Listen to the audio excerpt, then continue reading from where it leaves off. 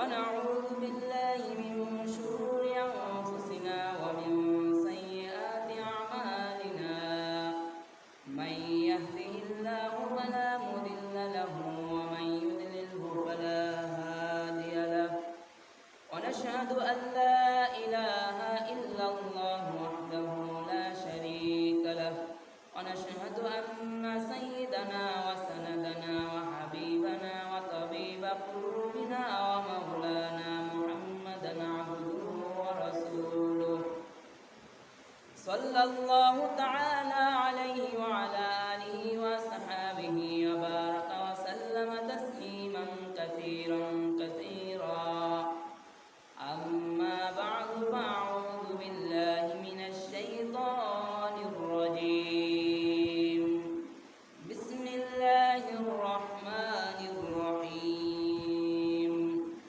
ادعوني أستجب لكم وقال رسول الله صلى الله عليه وسلم الدعاء هو العبادة أو كما قال عليه الصلاة والسلام إن الله وملائكته يصلون على النبي يا أيها الذين آمنوا صلوا عليه وسلموا تسليما اللهم صل على محمد وعلى آل محمد كما صليت على إبراهيم وعلى آل إبراهيم إنك حميد مجيد اللهم بارك على محمد وعلى آل محمد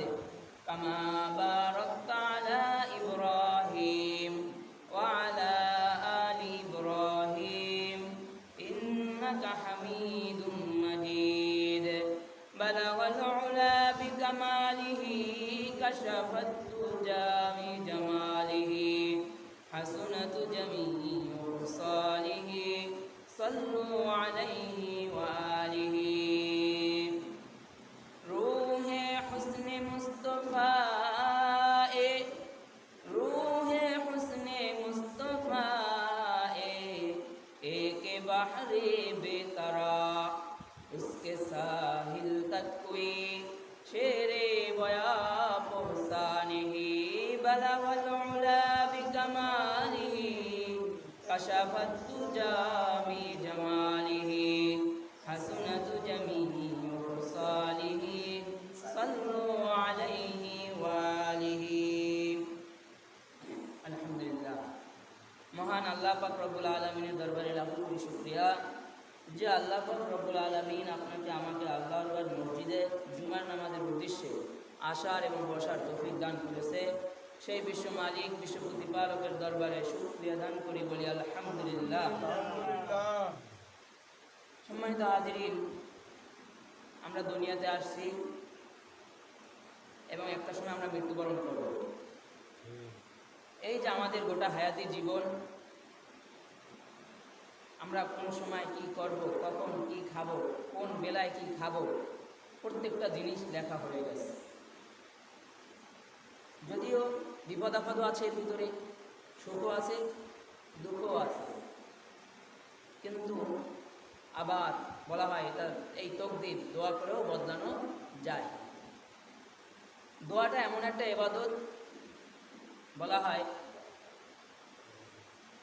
রোজার নিষিদ্ধ সময় আছে। ঈদের দিন রোজা রাখা যায়? যায় না। রোজার নিষিদ্ধ সময় আছে। নামাজের মতো ইবাদত, এত দামি একটা ইবাদত, সেই নামাজেরও একটা সময় আছে যে নিষিদ্ধ সময়, 3টা সময় নিষিদ্ধ সময়। তাই নামাজের সময়ও কি আছে? নিষিদ্ধ সময় আছে, 3টা সময়। আর দোয়া এমন এক ইবাদত যে এটা মুমিন মুসলমান যখনই করবে তখনই আল্লাহ দিবে। কিন্তু কারণ আল্লাহ কোরআনে বলে, আমি এই আয়াতটি আপনাদের সামনে পাঠ করছি, উদউনি আস্তাজিব লাকুম, বান্দা আমাকে ডাকো, আমি তোমাদের ডাকে সাড়া দিব। আল্লাহ তো বলছে বান্দা আমাকে ডাকো, আমি তোমাদের ডাকে সাড়া দিব, কিন্তু বান্দারা কি আর ডাকে? বান্দারা তো বান্দার পিছেই ঘুরে।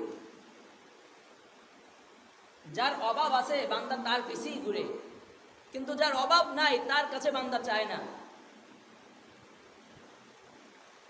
আল্লাহর অভাব আছে? আল্লাহ যদি আপনাকে সারা দুনিয়াও দিয়ে দেয় তাহলে কি আল্লাহর কোনো কিছু কমবে না? কিন্তু কোনো লোক যদি আপনাকে 10টা টাকা দিয়ে দেয় তাহলে তার 10টা টাকা কমবে, কিন্তু সে যদি দান সদকা হিসেবে দেয় তাহলে আবার তার বিনিময়ে আল্লাহ তাকে দেবে, কিন্তু তারপরও তার 10টা টাকা কমবে। কিন্তু আল্লাহ তো এমন মালিক যে সারা দুনিয়া নাই, আসমান জমিনেও যদি আপনাকে সব দিয়েও দেয় তারপরও তার বিন্দু মাত্র কোনো কিছু কমবে না। আল্লাহ বলে, বান্দা আমাকে ডাকো, আমি তোমার ডাকে সাড়া দিব। ধরেন আপনি আপনার আব্বার কাছেই, আব্বা আজকে 100 টাকা দেন, 1000 টাকা দেন, 1 দিন 2 দিন 3 দিন, এক সময় আপনাকে দুর্ব্যবহার করবে। প্রত্যেকদিন কি শুরু করছে? কারণ সন্তানের খেদমত করে, সন্তানের যা প্রয়োজন হয় এটা বাবা মা দেখে, কিন্তু নির্দিষ্ট একটা বয়সে গিয়া তখন মা বাবা বলে, তোমাকে আমার ঘরে খাওয়ানো আর সম্ভব না, দেখো তুমি এখন কিছু করতে পারো কিনা, বলে কিনা? কিন্তু আল্লাহকে আজকে এখন পর্যন্ত আপনাকে কোনো সময় বলছে যে বান্দা তুমি যখন ছোট ছিলা তখন আমি তোমাকে দেখছি, এখন তুমি বুড়া হয়েছো, তোমাকে আর এখন আমি দেখবো না, এই কথা বলছে? বলে নাই।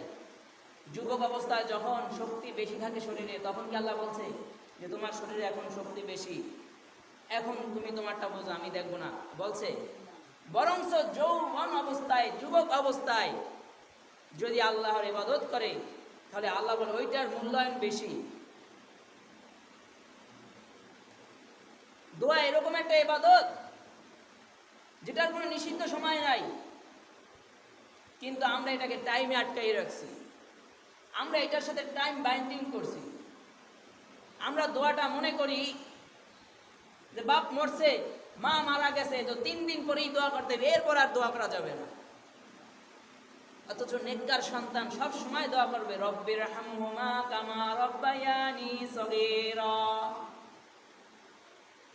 বাবা মা সন্তানের জন্য সব সময় দোয়া করবে, রব্বি হাবলি মিনাস সলিহিন। বাবা মা যতদিন পর্যন্ত সন্তান না হয় ততদিন পর্যন্ত বলে রব্বি হাবলি মিনাস সলিহিন। তখন দেখছে বিয়ে করছে, 6 বছর হয়ে গেছে, 7 বছর হয়ে গেছে, 5 বছর হয়ে গেছে, সন্তান হয় না, তখন মা বাবা বলে রব্বি হাবলি মিনাস সলিহিন, রব্বি হাবলি মিনাস সলিহিন। আল্লাহ যখন খুশি হয়ে একটা সন্তান দেয়, শেষ, রব্বি হাবলি মিনাস সলিহিন, এই দোয়া আর জানে না, শেষ, সন্তান তো পাইছি। অথচ সুখের সময়ও আল্লাহকে ডাকবে, দুঃখের সময়ও আল্লাহকে ডাকবে। কিন্তু আমরা বড় মহা মুসিবত যখন করি, বিপদ আসে, তখন আমরা আল্লাহরে ডাকি, আল্লাহ দেন দেন, দেবে না দেবে এটা তো আল্লাহর বিষয়। যখন পায় না, হ্যাঁ, আল্লাহ শুধু আমারই দেখে, আল্লাহ শুধু আমাকেই মনে হয় ডাকে। আমি 3 দিন ধরে ডাকতেছি, আমি 10 দিন ধরে ডাকতেছি, এখনো কেন পাইলাম না?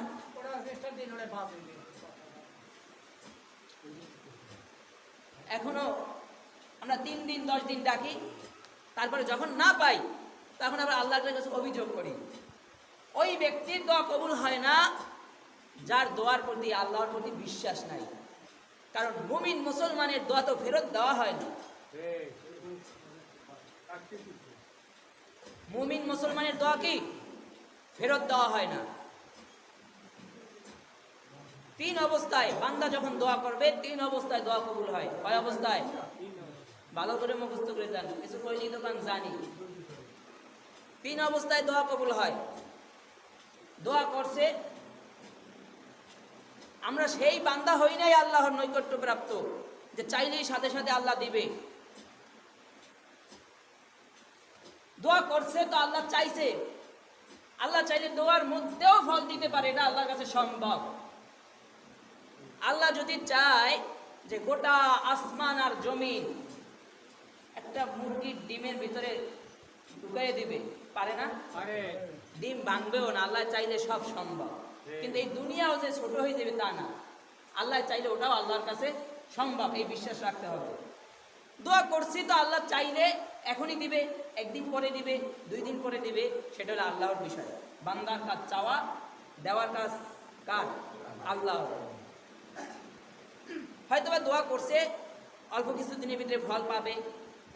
আবার এরকম হইতে পারে যে বান্দা তো দোয়া করছে, আল্লাহ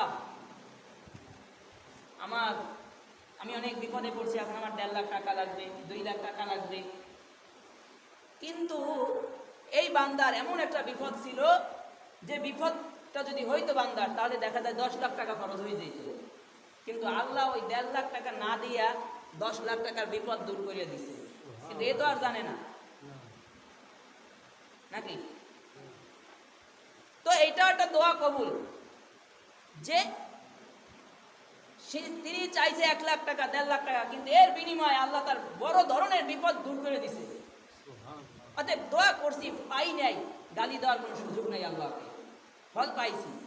যদি দুনিয়ায় আমি দোয়া করছি, একটা হলো সাথে সাথে পাইতে পারি, অথবা আমার বিপদ আপদ দূর হইতে পারে, অথবা কোনো সময় মৃত্যুর আগে এই দোয়া ফল আল্লাহ দিতে পারে। যদি দুনিয়ায় এই ফল না দেওয়া হয়, বলা হয় হাসরের ময়দানে বান্দা দেখবে তার এবারে এক চেয়ে নেক আমল। তখন আল্লাহর কাছে বলবে, আল্লাহ এই আমলগুলো আমি করি নাই, আসলো কোথা থেকে? তখন বলবে আল্লাহ, তুমি আমার কাছে দুনিয়ায় এটা চাইছিলা? বান্দা বলবে, হ্যাঁ চাইছিলাম। তুমি সন্তান চাইছিলা? হ্যাঁ চাইছিলাম, সন্তান দিছি, না দেন নাই। তুমি টাকা চাইছিলা? হ্যাঁ চাইছিলাম, টাকা দিছি, না দেন নাই। তুমি বাড়ি গাড়ি চাইছিলা? বলবে, হ্যাঁ আমি বাড়ি গাড়ি চাইছিলাম। আল্লাহ বলবে, বাড়ি গাড়ি দিছি। বান্দা বলবে, না দেন নাই। তখন আল্লাহ বলবে, ও আমার বান্দা, তুমি দুনিয়ায় যে বাড়ি গাড়ি চাইছিলা, তুমি দুনিয়ায় যে অর্থ সম্পদ চাইছিলা, তুমি দুনিয়ায় যা যা চাইছিলা, কিছুই পাও নাই, তার বিনিময়ে আজকে তোমাকে এই নেক আমলগুলো দিয়ে দিলাম। বান্দা এখন দুনিয়ায় বসে দোয়া কবুল না হইলে আল্লাহকে গালি দেয়। হাসরের ময়দানে এই গালি দেওয়া বান্দাটাই বলবে, হায় আফসোস, দুনিয়ার জিন্দেগিতে যদি আমার একটা দোয়া কবুল না হইতো, তাইলে আজকে আমি কত আমল পাইতাম আর কত বড় জান্নাত পাইতাম। ও আল্লাহ, ওই দোয়াগুলা কেন কবুল করছিলেন? ওগুলার বিনিময়ে তো আমি এগুলা পাইতে পারতাম। একই বান্দা দুনিয়ায় বসে আল্লাহকে গালি দেয়, আর হাসরের ময়দানে বলবে, ইস, একটা দোয়াও যদি কবুল না হইতো। আমাদের মুমিন মুসলমানের দোয়া কবুল হয়, ফেরত হয় না, কিন্তু ফয়সালা কার? আল্লাহ। ওই ব্যক্তির দোয়া কবুল হয় না। আল্লাহ রাসূল বলে, লা ইয়াদখুলুল জান্নাতা জাসাদুন গুযিয়া বিল হারাম। হারাম ভক্ষণকারীর শরীর বেহেশতে প্রবেশ করবে না। হারাম ভক্ষণ করছেন, হারাম খাইছেন, দোয়া কবুল হবে না, ইবাদত কিন্তু কবুল হবে না। আর একজনের অর্থ সম্পদ ঠকাইয়া খাইছেন, আপনার ইবাদত কবুল হবে না। আপনার ইবাদতই তো হবে না, দোয়া তো পরের বিষয়। জুলুমকারীর দোয়া কবুল হয় না। অন্যের উপরে অন্যায়ভাবে জুলুম করেছে, দোয়া কবুল হবে না, কারণ ইনি জুলুমকারী। হারাম ভক্ষণওয়ালা দোয়া কবুল হয় না, জুলুমকারীর দোয়া কবুল হয় না। কিন্তু আমরা হালাল হারাম তো যাচাই বাছাই করি না। হালাল হারাম যে যাচাই বাছাই করতে হয়, এটাই আমরা করি না। যেমন আমরা দোয়া করি কোন সময়, যেটা বলছিলাম, বাবা মরছে, মা মরছে 3 দিন পর, 40 দিন পর। এবার এখানে কিছু মাসালা আছে। যদি দুনিয়াবি উদ্দেশ্য হয়, অসুস্থ বা ব্যবসা প্রতিষ্ঠান শুরু করবে, ব্যবসা বাণিজ্য শুরু করবে, তখন যদি কোরআন খতম করানো হয়, তাহলে যদি সেই বিনিময় দেওয়া হয়, সেখানে জায়েজ আছে। দুনিয়াবি উদ্দেশ্য, দুনিয়াবি উদ্দেশ্যে হাসিল করতে হইলে যদি কোরআন খতম করানো হয়, তাহলে ওইখানে বিনিময়ে দেওয়া নেওয়া জায়েজ আছে। কিন্তু আমাদের দেশে প্রচলিত যে নিয়ম, আপনি রাগ করলেও করতে পারেন, বাবা করেছে, দাদা করেছে, এই তো বলবেন আপনারা। মৃত্যু ব্যক্তি মরার পরে, মানুষ মারা যাওয়ার পরে কোরআন খতম করানো হয়। কোরআন খতম করার নিষেধ নাই। এবার একটা বিষয় হলো আমার যেটা খেয়াল, আমরা এমনও লোকের খতম করি যে কোরআন কি যে মারা গেছে নিজে জানতোই না হায়াতের জীবনে। নামাজ কি এটাই জানতো না, রোজা কি এটাই জানতো না। তাহলে এই লোকের কোরআন খতম করে কি জান্নাতে নিয়ে যাইবেন মরার পরে?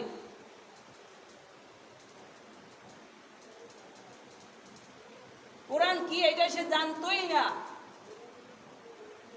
কোরআন ধরেই নাই হায়াতের জিন্দগিতে। আচ্ছা আমার একটা উত্তর দেন আপনারা, আল্লাহর রাসূল ইন্তেকালের পরে কোরআন নাজিল হয়েছে না আল্লাহর রাসূল জীবিত থাকা অবস্থায় কোরআন নাজিল হয়েছে?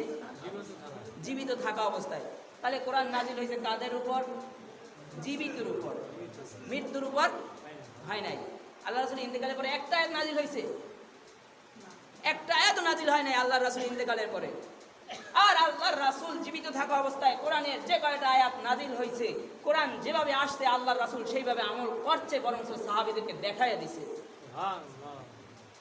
তো যে কোরআন নাজিল হয়েছে জীবিত থাকা অবস্থায়, সে কোরআনকে আমরা মরার পরে কাজে লাগাই।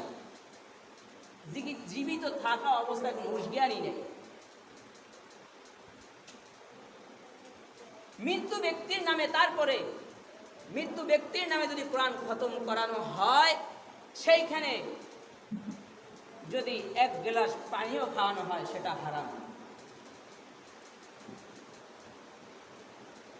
আরে ভাই সহজ বিষয় বুঝেন, আপনার খতম করলে আমারই তো টাকা দিবেন, হুজুর ছাড়া তো আর খতম করাইবেন না।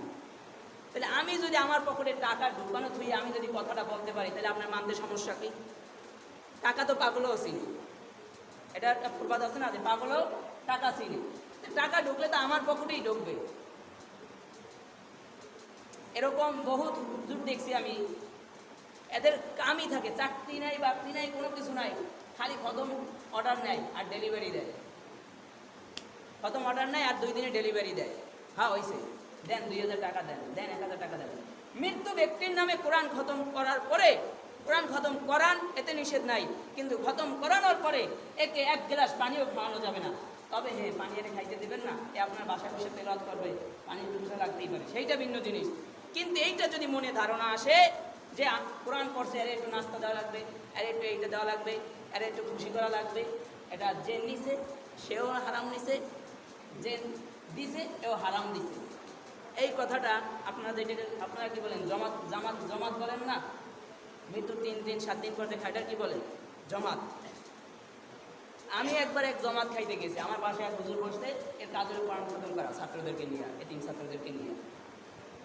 সেখানে আমি উল্লেখ করছি যে আপনারা যে খানার আয়োজন করছেন, বিবেক দিয়ে চিন্তা করবেন। হুজুরে কি বলছে সেটা আগে বিবেক দিয়ে চিন্তা করবেন যে কোন দিকে কথাটা বলছে। হুজুরের বলতে সবাই দরকারি, লিখতে না জানলে কি হয়েছে, মুছতে জানি। বিবেক খাটাইবেন। আচ্ছা আমি, আমার বাবা মারা গেছে, খানার আয়োজন করছি নাকি? খানা খাওয়াইতেছি কাদেরকে? যে 3 বেলা ঠিক মতো খাইতে পারে এরই আমরা দাওয়াত দিই। অথচ হাজারো খুঁজলে বহুত পাওয়া যাবে যে যারা একবেলা খানা খাইতে পারে না, এদেরকে কয়দিন দাওয়াত দিছেন? 3 বেলা খাইতে পারে, এর দাওয়াত দিয়ে খাওয়ানোর কি দরকার আছে? 3 বেলা মাছ মাংস দিয়ে খাইতে পারে, যে তরি তরকারি কিন্তু কিনে খাওয়ার সামর্থ্য রাখে না, এর কয়দিন দাওয়াত দিছেন? আর এই যে যাদেরকে দাওয়াত দিছে এরা আবার খাইয়া বের হইয়া, আর দোস্তেতে লবণটা বেশি হয়ে গেছে, বাবা সে ভালো আলেন, আর কি টাকা পয়সা কম আছে না ও কাজটা করলে, তাই তারপর কি খাওয়ায়? মিষ্টান্ন খাওয়ায় না? না, এটা দুধ কম দিয়েছে, এরকম নাম্বার দেয় কি দেয় না? তাহলে এদেরকে খাওয়াইয়া কি লাভ হইল? আপনার আরো সমালোচনা হইল। এরপরে আপনার যে জমাত খাওয়ার আয়োজন করেন, এখানে সবচেয়ে বড় গুনার কাজ হইল মহিলা পুরুষ একত্রিত হয়। জীবনে জমাত খাওয়ান আমি বহুত খাইছি, কিরকম হয় নয় আমার মোটামুটি আইডিয়া আছে। মহিলা পুরুষ কি হয়? একত্রিত হয়। আর একত্রিত না হইলেও মহিলারা এসে উচ্ছৃঙ্খলভাবে দাঁড়াই থাকে, অতএব সব পুরুষকে একারে ফেরেশতা, সব পুরুষকে আব্দুল কাদের জিলানী না না। তার মানে আপনি গুনার পরিবেশ তৈরি করছেন, আপনার বাবার নামে, আপনার মায়ের নামে, ইসালে সাহাবের নামে আপনি গুনার পরিবেশ তৈরি করছেন। বরঞ্চ আপনার বাবা মারা গেছে, আপনার মা মারা গেছে, বা মৃত্যু ব্যক্তি মারা যাওয়ার পরে তার সব আমল বন্ধ। কিন্তু সে দুনিয়ায় যদি কোনো নেককার সন্তান রেখে দেয়, ওই সন্তান নামাজ পড়বে তো বাবা মা কবরে বসে সওয়াব পাবে। ওই সন্তান একবার বলবে সুবহানাল্লাহ, বাবা মা কবরে বসে সওয়াব পাবে। ওই সন্তান দুনিয়ায় বসে বলবে আলহামদুলিল্লাহ, বাবা মা কবরে বসে সওয়াব পাবে। আবার হয়তোবা তিনি কোনো কাউকে একটা কোরআন হাদিয়া দিছিলেন, এই কোরআনটা যতদিন পর্যন্ত নষ্ট না হবে আর যতদিন পর্যন্ত মানুষ তেলাওয়াত করবে কবরে, ততদিন পর্যন্ত এই কোরআন খতমের সওয়াব পাবে। অথবা মাদ্রাসার এতিম ছাত্র, মাদ্রাসার এতিম ছাত্র, মা নাই বাবা নাই, এরকম আছে না? অসংখ্য আছে। ও একটা জামা কিনতে পারে না। একটা জামা বানাইতে গেলে মোটামুটি 1000-এর উপরে খরচ আছে। প্যান্ট শার্ট 400-500-এর মধ্যে কিনা যায়, কিন্তু শুধু একটা পাঞ্জাবি বানাইতে গেলে 1000-এর উপরে খরচ আছে, যদি একটু ভালো কাপড়ের বানায়। এই ছাত্র তুমি একটা ভালো জামা গায়ে দিতে পারলো না, কিন্তু এই ছাত্রটাকে আপনি একটা জামা বানাই দিলেন, এই জামা যতদিন গায়ে দিয়ে ও নামাজ পড়বে এটা তো নিশ্চিত। বরং শুধু নামাজ পড়বে না, আপনি যাদেরকে খানা খাওয়ান এরা তো পাশে উজু করে কেন এটাই জানে না, ও বাচ্চা তো ফজরের নামাজও পড়বে। এরপরে বা আপনি রাস্তায় হাঁটার জন্য খাল মাঝখানে, ওইখানে একটা ব্রিজের প্রয়োজন, আপনি আপনার মা মারা গেছে, বাবা মারা গেছে, কিছু অর্থ তাদের নামে আপনি ওইখানে দিলেন। এই ব্রিজ দিয়া যতদিন পর্যন্ত চলাচল করবে মানুষের উপকার হবে, ততদিন পর্যন্ত কবরে বসে সব পাবে। বা একটা পুকুর প্রয়োজন, আশপাশে কোথাও পুকুর নাই, একটা পুকুর খনন করে দিছে, ওই পুকুর দিয়ে যত মানুষ উপকৃত হবে ওই সব পাবে কবরে বসে। এগুলো হলো সদকায়ে জারিয়া, কবরের এই সব। একটা ঘটনা আছে, কবরে বসে এক ব্যক্তি কোরআন তেলাওয়াত করতেছে, আর একজন আল্লাহর ওলি কবরের বাইরে বসে শুনতেছে, কোরআনে তেলাওয়াত আসতেছে। বাইরে থেকে জিজ্ঞাসা করে, ও ভাই তুমি কত খতম দিছো কবরে বসে? বলে 1000 খতম দিছি। বলে তাই তো তুমি লালে লাল সোনায় সোহাগা কবরে বসেও সব কোরআন খতম দিতেছো। কবর থেকে আওয়াজ আসলো, না, কবরে বসে যত খতম দিছি এগুলো আমি কোরআনের আশে ঘর কারণে খতম দিছি, কিন্তু কবরে একটা অক্ষরের সওয়াব আমি পাই নাই। দুনিয়ায় আমি যে অল্প কিছু খতম দিয়ে আসছি ওইগুলার সওয়াব আমার সাথে আসছে। মৃত্যু ব্যক্তি দুনিয়ায় বসে যা করে যাবে ওই সবগুলাই দুনিয়ায় পাবে, কবরে পাবে। যে আমল করে যাবে ওই সওয়াবই পাবে। তারপরে আমরা হুজুরদেরকে দিয়ে দোয়া করাই। এখানে একটা ভালো কথা শুনে নেন, হাদিয়া দেওয়া এবং নেওয়া কি জানেন? সুন্নাত। হাদিয়া দেওয়া নেওয়া কি সুন্নাত। খালি তো আপনাদেরকে কিছু কইলে জানি আর কিছু আছে তাবলিগে গেছে, এরাও বলে হ্যাঁ জানি, তাবলিগে শিখাইছে, তাবলিগে যাওয়া ভালো, কিন্তু আপনাকে কোনো কিছু বলার পরে আপনি যে হুজুরের মুখের উপরে এইটা বলেন তাবলিগে গেছি আমার শিখাইছে, আপনি যদি 3 দিনে তাবলিগে যাই সব শিখতে পারেন, তাহলে বছরকে বছর মাদ্রাসায় পড়ে থেকে আমার লাভ হইল। তাবলিগে গেলে কিছু শিখায় না এমন না, কিন্তু সেই শিক্ষা করার তামান্নাও রাখতে হয়। অনেকে আছে তাবলিগে যায় খালি খায় আর ঘরে শেষ। আরে তাবলিগে গেছে আপনি আপনার 10টা সূরা শুদ্ধ করেন, 3 দিন গেছেন, এই কাজে নাই। তাবলিগে গেলে শিখায়, কিন্তু সেই জন্য আপনার হুজুরে দাওয়াত দিচ্ছেন, আপনি উঠতেই বলেন হ্যাঁ তাবলিগে এগুলো শিখাইছে। কি শিখাইছে আপনাকে 3 দিনে? বছরকে বছর মাদ্রাসা বইটা কিছু শিখতে পারলাম না, 3 দিন যাই সব শিখে আসলেন।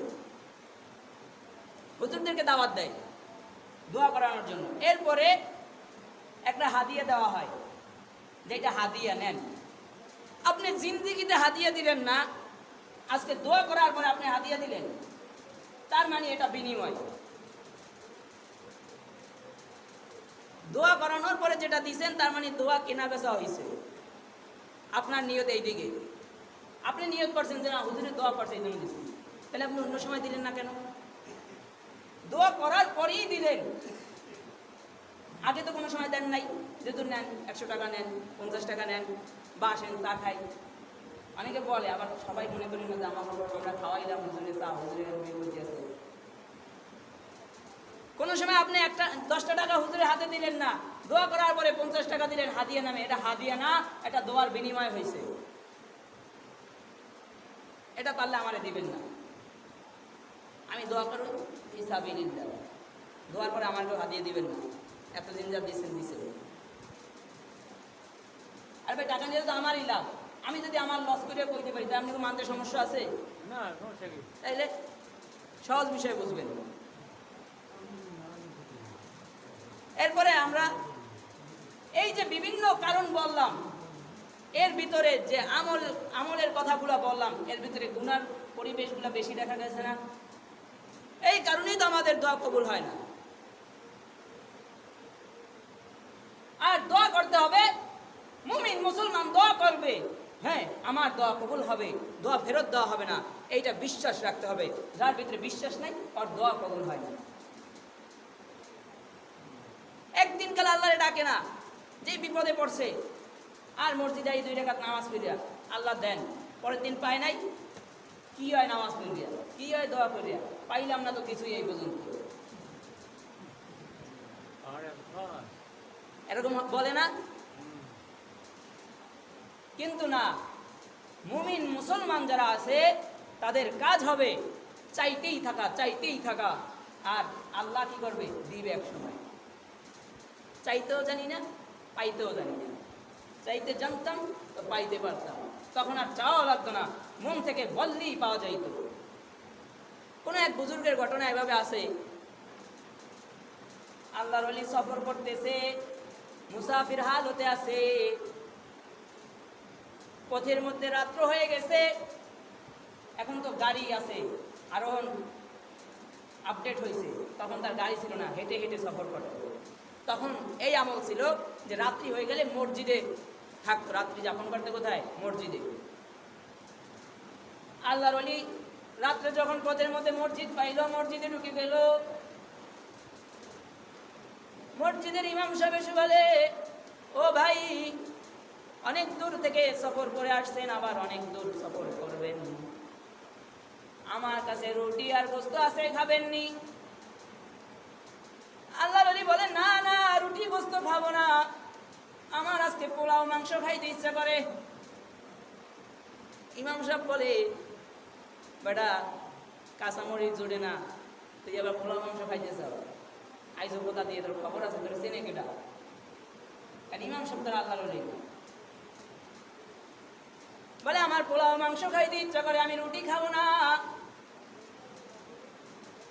ঘটনাক্রমে রাত্রে 1টা বাজে, এমন সময় 1টা-1:30টার সময় এক মহিলা পোলাও মাংস রান্না করে ইমাম সাহেবের কাছে নিয়ে আসছে, হুজুর নেন, এটা আমার মান্যত ছিল। বলে, কিসের মান্যত?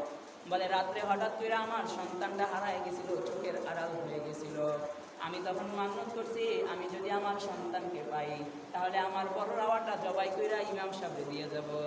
তখন ইমাম সাহেব বলে, না না, এটা আমার জন্য না, তোমার সন্তানটাকে, তোমার চোখের আড়াল আল্লাহ কিছু সময়ের জন্য কইরা, যাইয়া দেখো একটা লোক আসছে, তার আজকে পোলাও মাংস খাওয়ার শখ লাগবে, তার জন্য আল্লাহ খাবার রেডি করে পাঠিয়ে দিছে, এই খাবার ইমাম সাহেবের না।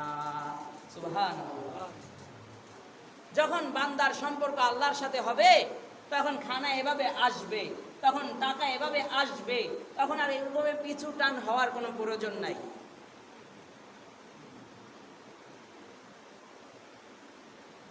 কিন্তু আল্লাহর সাথে তো আমাদের সম্পর্ক নাই, আর এই জন্য আমাদের রিজিকও আসে না। আল্লাহর সাথে সম্পর্ক হলে রিজিকের অভাব পড়ে না,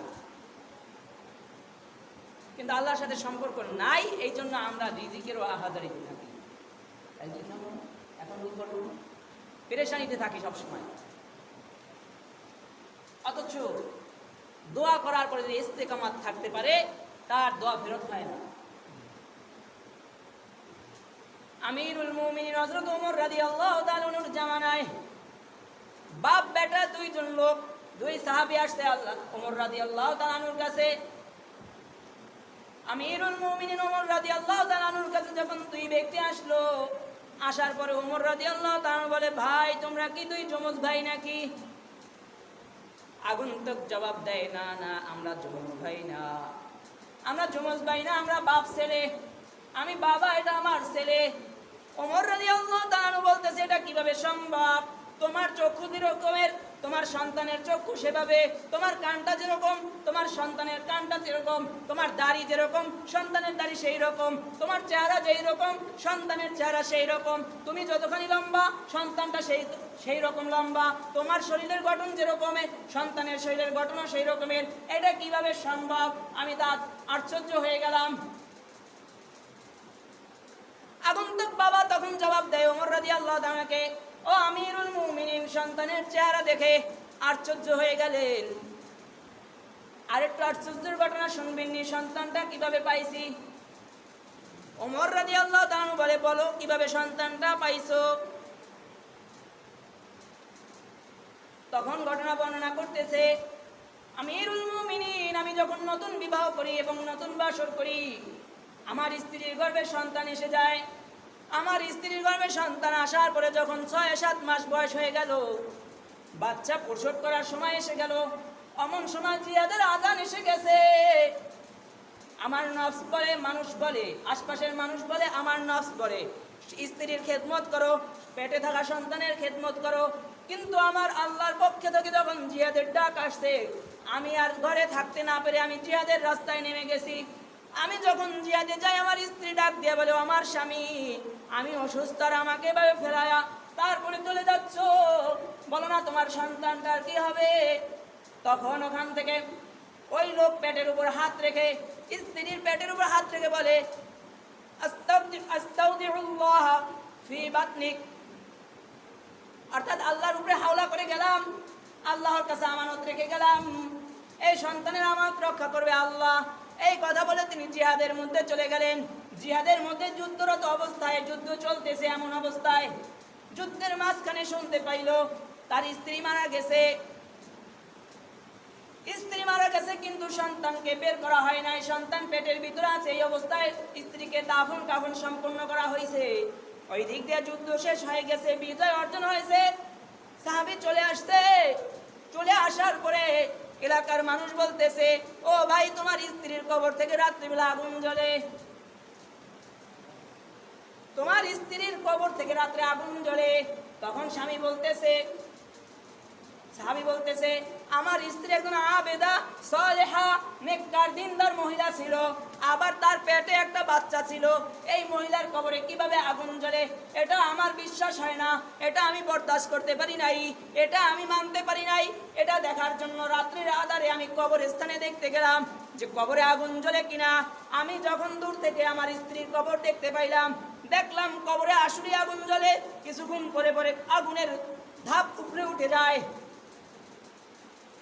আরো জানার জন্য, আরো কি হইতেছে ওইখানে এটা দেখার জন্য স্বামী যখন আরো অগ্রসর হয়ে যখন কবরের তাড়াতাড়ি যায়, তখন সামনে যায় দেখতেছে কবরটা কবর নয়, কবরটা একটা বিশাল বাগানের মতো হয়ে আছে। আর চারপাশে লাইট জ্বলতেছে, চারপাশে আগুন জ্বলতেছে, আলো হইতেছে, এবং এই আলোটাই বাতাসে অনেক সময় উপরে উঠে ফেলায়। এবার স্বামী আরো ভালো করে দেখার জন্য আরো সামনে যায়, গিয়া দেখতেছে স্ত্রী সন্তানকে দুধ পান করাইতেছে। আল্লাহু আকবার কইবেন, সুবহানাল্লাহ তো কইবেন। এত সুন্দর একটা খবর, মৃত্যু নারী সে কবরে তার স্ত্রীকে দুধ পান করায়। সুবহানাল্লাহ বলেন, আরো জোরে বলেন। দেখতেছে স্ত্রী সন্তানকে দুধ পান করাইতেছে, আর স্ত্রী তখন তার স্বামীকে দেখে বলতেছে, আমার স্বামী, আপনি তো আপনার সন্তানকে আল্লাহর কাছে আমানত রেখে চলে গেছিলেন, কিন্তু আপনার স্ত্রীকে আল্লাহর কাছে আমানত রাখেন নাই। আপনি যখন আপনার সন্তানকে আল্লাহর কাছে আমানত রাখছেন, এই জন্য কবরে আসার পরেও আপনার সন্তানটা আল্লাহ হেফাজত করছে, ফেরেশতারা নিগরানি দিছে, ফেরেশতারা দেখাশোনা করছে। এই নেন আপনার সন্তান, এই আপনার সন্তান আপনি নিয়ে যান। বলে, আমিরুল মুমিনিন, আমি আমার হাতটা বাড়ায় দিলাম, আর আমার হাতটা যখন আমি বাড়ায় দিছি, সন্তানটা যখন আমার হাতের উপরে দিছে, সাথে সাথে আবার কবরের মাটিগুলা মিশে গেছে, এক সমান হয়ে গেছে। এটা ছিল ওই যে একটা দোয়া করে আল্লাহর উপরে তাওয়াক্কুল করে চলে গেছে যে এই সন্তান হেফাজত করবে আল্লাহ, এটাকে আল্লাহর কাছে আমানত রেখে চলে গেলাম। তো এই বিশ্বাসের কারণে তার সন্তানটাও সেইভাবে দেখভাল যিনি করছেন তিনি কে? আল্লাহ। আল্লাহ আমানত রক্ষা করেছেন। অতএব প্রত্যেকটা দোয়ার সময় মুমিন মুসলমানের উচিত ইস্তেকামাত থাকা, যে আমার দোয়া ফেরত হবে না, আমার দোয়া কবুল হবে, আমার দোয়া আজকে কবুল না হোক কালকে হবে, কালকে না হোক আমার দোয়া কবুল, আমার দোয়ার কবুল আমি ফল পাই আর না পাই, হয়তোবা আমার দোয়ার বিনিময়ে আমার কোনো বিপদ আল্লাহ দূর করে দিবে। আর যদি এই দুনিয়ায় জিন্দেগিতে আমার দোয়া কবুল না হয়, হাসরের ময়দানে এই দোয়ার বিনিময় আল্লাহ গুনাহ মাফ করে দিয়ে তারপরে নেক আমল দিবে, যে কারণে এই বান্দাদের জান্নাতে যাওয়া সহজ হয়ে যাবে। এই জন্য এটা মনে করা যাবে না যে আল্লাহর কাছে 3 দিন চাইছি, 9 দিন চাইছি, 10 দিন চাইছি আর পাই নাই, এটা না। দোয়া কখন করবেন? সব সময়। দোয়া কখন করবেন? সব সময়। শুধু মা মরছে 3 দিন দোয়া করছে, 3 দিন দোয়া করছেন আর শেষ, এরকম না। দোয়া, মুমিন মুসলমান দোয়ার কোনো নিষিদ্ধ সময় নাই। দোয়া হাঁটতে, চলতে, ব্যবসা বাণিজ্যে, খাইতে, জয় অবস্থায় আছে, প্রত্যেকটা অবস্থায় তার মনের ব্যথাগুলা রব্বে কারিমের কাছে প্রকাশ করা যায়। আর আল্লাহ পাক রব্বুল আলামিন এটাই বলে, উদউনি আস্তাজিব লাকুম, বান্দা আমাকে ডাকো, আমি তোমাদের ডাকে সাড়া দিব। কিন্তু আপনারা কয়দিন ডাকছেন? আমি কয়দিন ডাকছি আমার রবকে? আমরা তো মানুষের পিছেই ঘুরি, উমুকের টাকা আছে বেশি, উমুকেই মনে হয় আমাকে কিছু সহযোগিতা করতে পারবে, কিন্তু আল্লাহর প্রতি আমাদের বিশ্বাস নাই। আল্লাহর প্রতি বিশ্বাস না থাকার কারণেও আমরা অনেক সময় চাওয়ার পরে সেই ফল আমরা পাই না। তে সব সময় কার কাছে যাবো? আল্লাহর কাছে। কিন্তু আমরা আগে মেডিকেল দৌড়াই, আগে ডাক্তারের কাছে দৌড়াই, তারপরে হুজুরের কাছে আসি, তারপরে আল্লাহর কাছে বসি। আগে আল্লাহর কাছে বইলা তারপরে হাসপাতাল যান, আগে 2 রাকাত নামাজ পড়িয়া দোয়া কইরা তারপর আপনার সন্তান অসুস্থ থাকে নিয়ে আপনি ডাক্তারের কাছে যান। কিন্তু আগে সব বাইচে খাইয়া তারপরে আসে আল্লাহর কাছে। যে আল্লাহ এটা 1 দিন দিতে দেরি করে, কি লাভ হয়েছে আল্লাহকে ডাইকা? আল্লাহ তো ফল দিল না। এই জন্য এই বিশ্বাস রাখা যাবে না। এটা বিশ্বাস রাখতে হবে, মুমিন মুসলমানের দোয়া ফেরত হয় না, দোয়া কবুল হয় না ওদের। যারা জুলুমকারী এদের দোয়া কবুল হয় না, হারাম ভক্ষণ কর্মে অবস্থায় দোয়া কবুল হয় না, গুনাহগারদের দোয়া কবুল হয় না। কিন্তু আমরা তো সব সময় গুনাহ অবস্থায় থাকি। আমরা তো গণতন্ত্রের নামক গুনায় চলি, আমরা মানে চলা ফেরাই, আমাদের প্রত্যেকটা অবস্থায় আমরা গুনার মধ্যেই থাকি। তো আমরা দোয়ার ফল কিভাবে পাবো একদিন চাইয়া? ওইভাবে আল্লাহর প্যারা হন, তাহলে অবশ্যই আপনার চাওয়ারও প্রয়োজন হবে না। আপনি শুধু মনে মনে দাবি করবেন, আপনি শুধু মনে মনে চাইবেন, শুধু উপলব্ধি করবেন, দেখবেন রব্বে কারিম আল্লাহ পাক রব্বুল আলামিন আপনার সামনে হাজির করে দিবে। এই বিশ্বাসটাকে দোয়া করলে দোয়া প্রত্যেকটা সময় কবুল হবে ইনশাআল্লাহ। যেই কথাগুলো বলা হয়েছে এর উপরে আল্লাহ পাক রব্বুল আলামিন আমাদেরকে আমল করার তৌফিক দান করুন। আখির দাওয়ানা আলহামদুলিল্লাহ।